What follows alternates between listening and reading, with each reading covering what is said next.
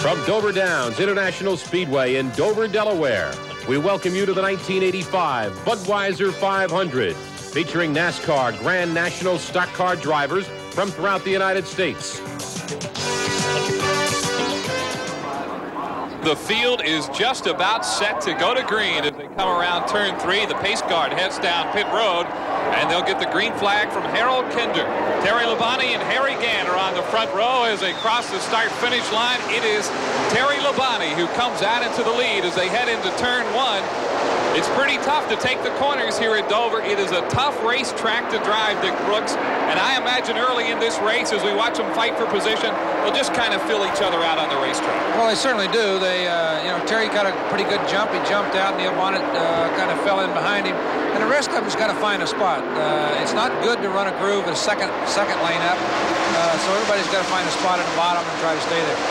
One car we'll keep an eye out on is Bill Elliott, car number 9. He started 4th today. There you see Labonte and Neil Bonnet right on his tail, followed by Harry Gant. Bonnet has certainly shown some muscle this year. He's won 2 races already, and it's a different team for the car number 12. It sure is. They had some problems last year, and they got to fussing and arguing a little bit with he and Darrell, and for some reason or other, he's coming out on top this year so far. So we'll see what happens, but he's giving it a try here, I'll tell you. Terry Labonte, the defending champion of NASCAR, is about to get passed right here by Neil Bonnet, and it will be Neil Bonnet who will take the lead on the backstretch. There you see a dogfight for position. In the middle there is Bill Elliott, car number 9. Car 15 is Ricky Rudd, and heading that pack is Harry Gant, but Rudd is showing some muscle down low on the racetrack. This is Neil Bonnet who will be officially declared the leader as he crosses the start-finish line. Terry Labonte is in 2nd place, and you can always count on that number 44 car to be somewhere among the leaders. It's why he won the championship a year ago. Well, he is, but I'll tell you something that I've messed up on when we were standing on the roof a while ago, and I said that Elliott's not going to run away with this. He is holding his own on the outside groove, and there's nobody else can do that, so I'm in trouble already. Well, look at that line of cars as they line up to come around the racetrack, and you were right, Bill Elliott taking the high groove, trying to gain position, and he is all alone high on the racetrack. I wouldn't think that would be a good idea for car number 9. Well, it's not good, but he hasn't been able to pull it down in the spot yet. And I'll tell you, Neil is setting a good pace. He's not really blistering his tires like some of the other cars are. He's getting a little smoke off of them, but here at Dover with the sealer and stuff they've got on the tracks, you can see the smoke roll off the tires, and his is not quite as bad as Harry Gant's.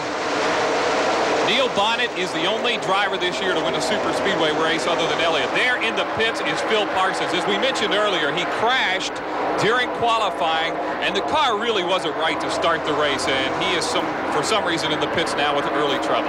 Well, he tore it up on both ends. He backed it into the wall, and then the front hit the wall, and they probably shouldn't have started, but with the point race the way it is, they almost have to. Well, there you see the leader, the Budweiser Chevrolet of Neil Bonnet. As we said, the only car to win a super speedway race this year other than Bill Elliott. So you certainly would have to count Neil Bonnet in. Look, moving up on the inside, car number 5, the yellow and white car of Jeff Bodine, is showing some strength early in this race. And what a team Jeff Bodine and Harry Hyde have formed this year. Well, they have done that. They come together at the beginning of last year, brand new team, and it really fell in strong. And they've got a good, strong team this year. But I'll tell you, you got to look at Bill again. He's right back up on the top of it. Well, Bill Elliott right on the bumper of Jeff Bodine. Your leader at the moment is Neil Bonnet, but Bodine is really coming up on Bonnet, and Bodine looks like he might like to take the lead away from him. We'll see as Bodine gets to the inside of the racetrack, coming into turn 2, and it is going to be Jeff Bodine who is going to go to the inside of Neil Bonnet. They're going to race door handle to door handle down this backstretch. Bill Elliott is in 3rd, but Jeff Bodine is going to put his nose in front of Neil Bonnet, and Jeff Bodine, to the delight of the fans here in Dover, has put his car into 1st place, and he is certainly looking strong. Well, you can see how they kind of pushed him up out of the groove, and if you remember a while ago, the number 9 car was running up there all by itself. Well, we got a glimpse there of Phil Parsons still in the pits with the hood up. And now with a 3-car length lead, Jeff Bodine out of Chemung, New York. We'll see what he does when we come back with more racing from Dover, Delaware. Jeff Bodine just gets by lap traffic. He's being chased by Bill Elliott and the rest of the field. Bodine certainly the class of the pack. right now, as you see, going past J.D. McDuffie, who's on the low side of the racetrack. J.D. has always had some good experiences here at Dover. Matter of fact, he led the second round of qualifying.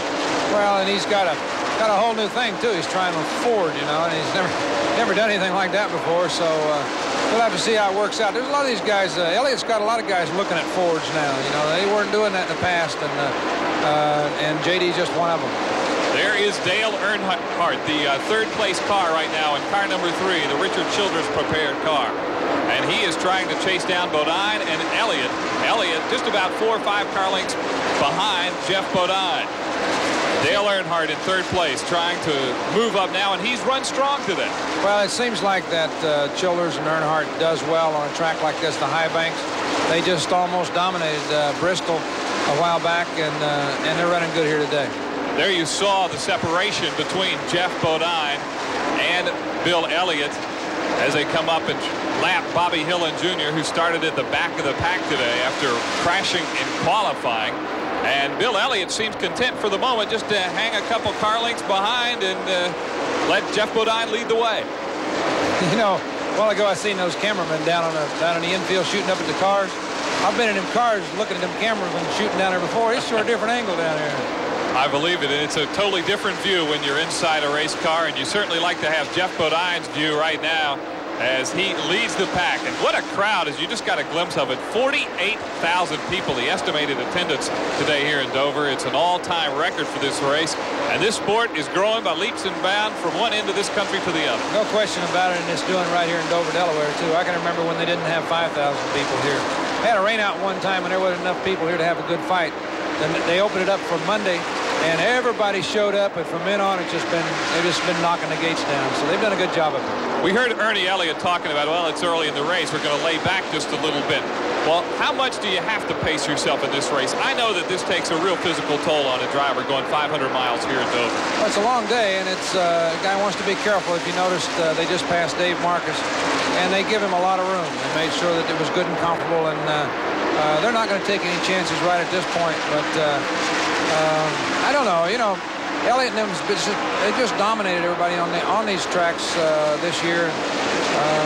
You know, he's not going to give up to anything, but at this stage of the game, he's not going to take too many chances either. Quite a difference between the third place car and the second place car of Bill Elliott. Not as much ground between Elliott and Bodine as you see, just about 3-4 car lengths there. Bodine still leading the way as we're just kind of feeling our way out here at Dover, Delaware. No mishaps, no serious accidents so far in the race. It's been a good, clean race, and this is not a racetrack where it's easy to go good and clean. As you see some tire wear on that car, and I guess tires wear pretty hard here at Dover. Well, they had some tire problems yesterday in the sportsman race, and they're thinking maybe if the chassis are not exactly right that they may have some today, too. Goodyear does a great job of building these tires. Man, I'll tell you, those are the kind of things right there that you got to really be careful of. Jimmy Means got sideways just a little bit, and Smut Means had some problems with his car, but hung on to it. He's a veteran. He hasn't ever won on this circuit, but he knows how to keep it under control. Well, those are the kind of things that could cost Elliott an awful lot. You know, he's very, very cautious, and that just goes to show right there. He was on top of the thing. He backed out of it in time when Jimmy came up in front of him, and he saved himself an accident. And he didn't really lose that much time. He lost about a second on the racetrack. Interesting to note that Darrell Waltrip has not run well at all, and he has really fallen back. As a matter of fact, he is in danger right now of being lapped by Jeff Bodine. You just caught a glimpse of the number 11 car. If Bodine passes him, Waltrip will go one lap down, and that would be a surprise here early. I bet he's got tears in his eyes. You know, he don't like that. Well, you know Darrell Waltrip's one heck of a competitor. Right now, Mark Garrow is making his way to Darrell Waltrip's pits, where he will try to get a word with Jeff Hammond, as right now, Jeff Bodine has just put car number 11 one lap down to the field. Terry Labonte started on the pole in this race, has since dropped back, and now has started making his way towards the front again. Dale Edmond there with the start. We got a problem over in turn 3. I can't really see who it is. Turn 3, and it looks like car 6, Eddie Bishwell. Eddie Bishwell spun in turn 3. Pit stops are the order of the day here at Dover, Delaware. A chance for fresh tires and a full tank of gasoline, and we'll be back with more racing from Dover in just a moment.